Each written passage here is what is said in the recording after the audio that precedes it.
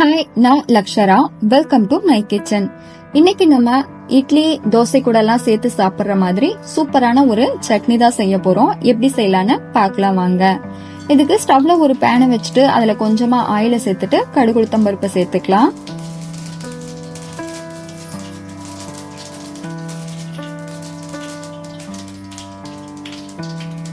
கடுகு பொரிஞ்ச உடனே 4 சின்ன வெங்காயம், 5-6 பல் பூண்டு சேர்த்துக்கலாம்.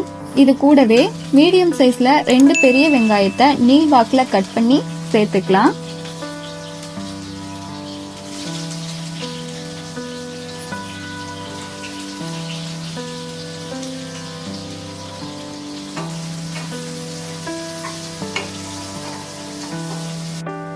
இது கூடவே 4 வரமிளகாயை சேர்த்துக்கலாம்.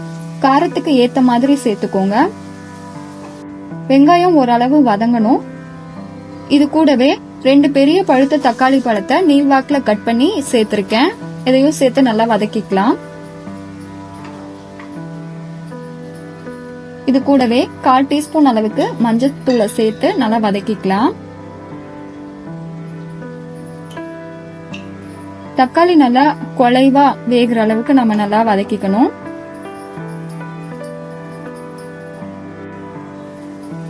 தக்காளி நல்லா குழைவா வெந்துருச்சு. இப்போ இது கூட கொஞ்சமா குட்டி குட்டியா கட் பண்ண தேங்காவை சேர்த்துக்கலாம். 1 கைப்பிடி அளவு கொத்தமல்லி புதினா இலைகளையும் சேர்த்துக்கலாம். இப்போ இத நல்லா மிக்ஸ் பண்ணி வதக்கிக்கலாம்.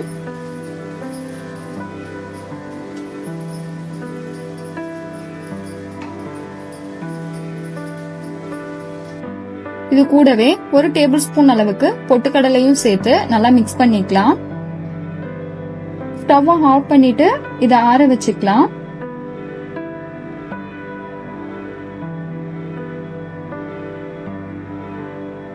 இது ஒரு மிக்ஸி ஜார்ல சேர்த்துட்டு தேவையான அளவு உப்பையும் சேர்த்துட்டு நான் கல்லுப்பு சேர்த்திருக்கேன். தண்ணி சேர்க்காம அரைச்சிக்கலாம். ரொம்ப மையா அரைக்க வேண்டியது இல்ல. கொஞ்சமா கொரகொரப்பா இருந்தா நல்லா இருக்கும்.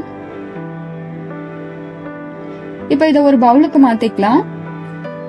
இப்போ இதுக்கு ஒரு தாளிப்பு கொடுக்க போறோம். ஸ்டவ்ல ஒரு தாளிப்பு கரண்டியை வச்சுட்டு கொஞ்சமா ஆயில சேர்த்துட்டு கடுகு உளுத்தம் பருப்பு சேர்த்துக்கலாம். கடுகு பொரிஞ்ச உடனே ஒரு வரமிளகா கிள்ளி சேர்த்துட்டு குட்டி குட்டியா கட் பண்ண சின்ன வெங்காயத்தையும் கொஞ்சமா சேர்த்துட்டு கறிவேப்பிலை இலைகளையும் கொஞ்சமா சேர்த்து இந்த சட்னியில மிக்ஸ் பண்ணிக்கலாம்.